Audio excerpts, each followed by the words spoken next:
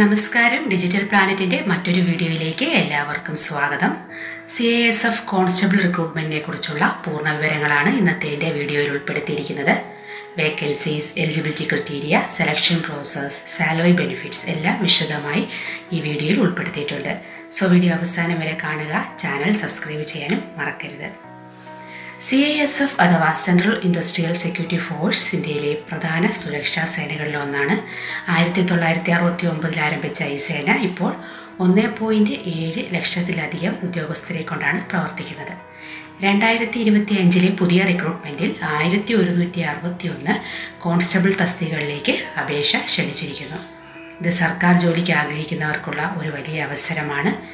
ഈ വർഷം വിവിധ ട്രേഡുകളിലായി 1161 ഒഴിവുകൾ CISF പ്രഖ്യാപിച്ചിരിക്കുന്നു. അതിനുള്ള എലിജിബിലിറ്റി ക്രൈറ്റീരിയ എന്തൊക്കെയാണെന്ന് നോക്കാം.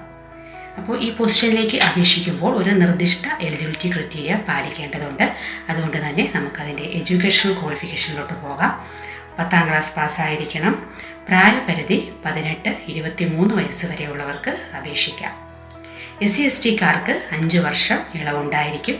അതേപോലെ OBC-കാർക്ക് 3 വർഷം, അതുപോലെ എക്സ് സർവീസ്മെന് പ്രത്യേക ഇളവുകളും ഉണ്ടായിരിക്കും.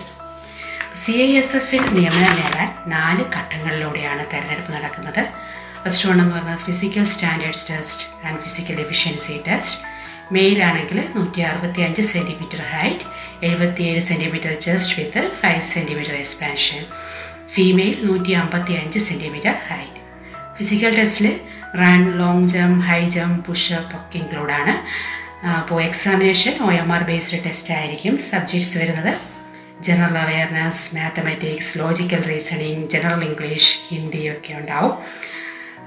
പേഴ്സണൽ ഇൻ്റർവ്യൂ ആൻഡ് മെഡിക്കൽ എക്സാമിനേഷന് ശേഷം ഫൈനൽ മെറിറ്റ് ലിസ്റ്റ് പ്രകാരമായിരിക്കും സെലക്ഷൻ.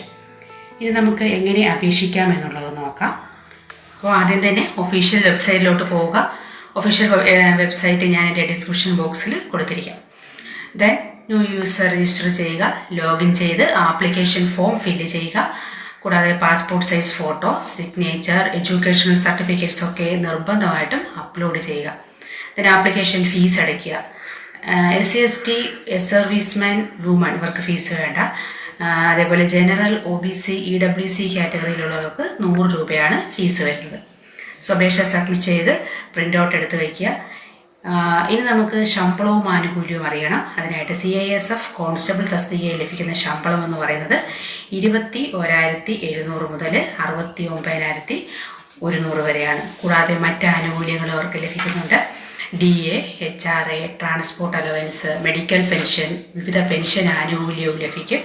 ഇപ്പോൾ CISF-ൽ ജോലി നേടാൻ ആഗ്രഹിക്കുന്നവർക്ക് ഒരു നല്ലൊരു അവസരമാണിത്. അർഹരായവർ ഉടൻ തന്നെ അപേക്ഷിക്കുക. അപ്പോൾ ചാനൽ സബ്സ്ക്രൈബ് ചെയ്യുക, വീഡിയോ ഷെയർ ചെയ്യുക, നിങ്ങളുടെ സംശയങ്ങൾ കമൻറ്റ് ചെയ്യുക. മറ്റൊരു വീഡിയോയുമായിട്ട് നമുക്ക് വീണ്ടും കാണാം.